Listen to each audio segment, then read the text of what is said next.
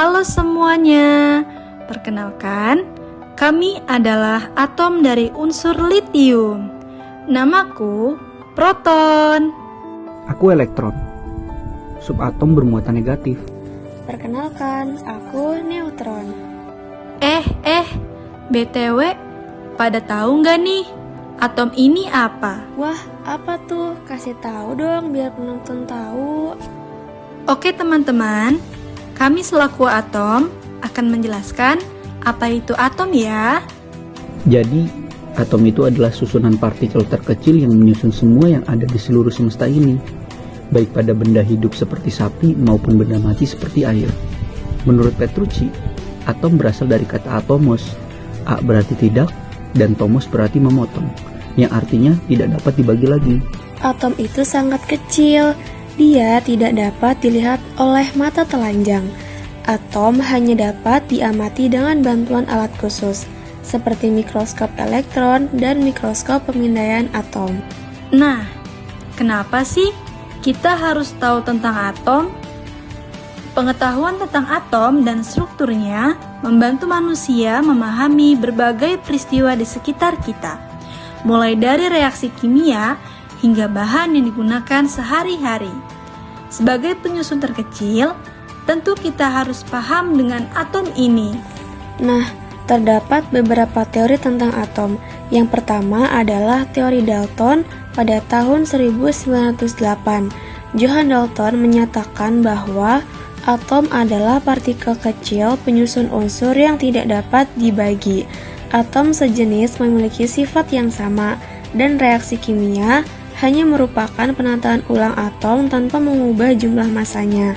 Meskipun teorinya menjadi dasar kimia modern dan menjelaskan hukum kekekalan massa, teori ini masih memiliki kelemahan karena belum mengenal partikel subatomik dan ikatan kimia.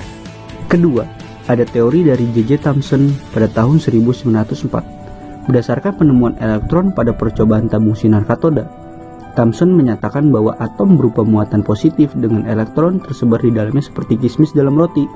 Meski demikian, model ini belum mampu menjelaskan susunan muatan positif dan kestabilan elektron.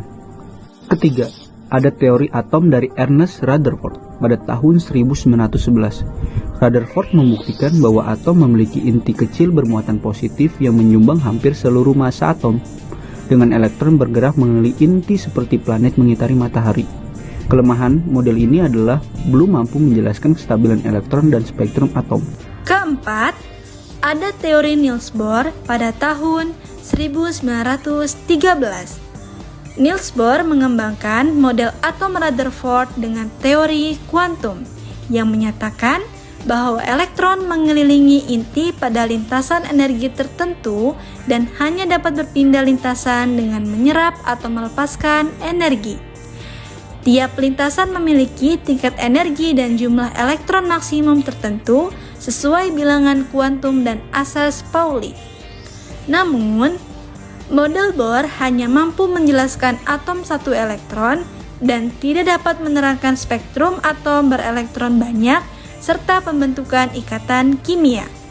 Terakhir, ada teori atom modern atau model atom mekanika kuantum. Teori ini dikembangkan oleh Louis de Broglie, Werner Heisenberg, dan Erwin Schrödinger pada awal abad ke-20. Teori ini mengembangkan model atom Bohr, menjelaskan bahwa elektron tidak dapat mengelilingi inti pada jalur pasti. Elektron berada dalam orbital seperti awan di sekitar inti atom, yaitu daerah tempat elektron paling mungkin ditemukan. Karena itu, posisi elektron tidak dapat ditemukan secara tepat, tetapi hanya dapat diperkirakan. Model ini mampu menjelaskan spektrum atom dan pembentukan ikatan dengan baik.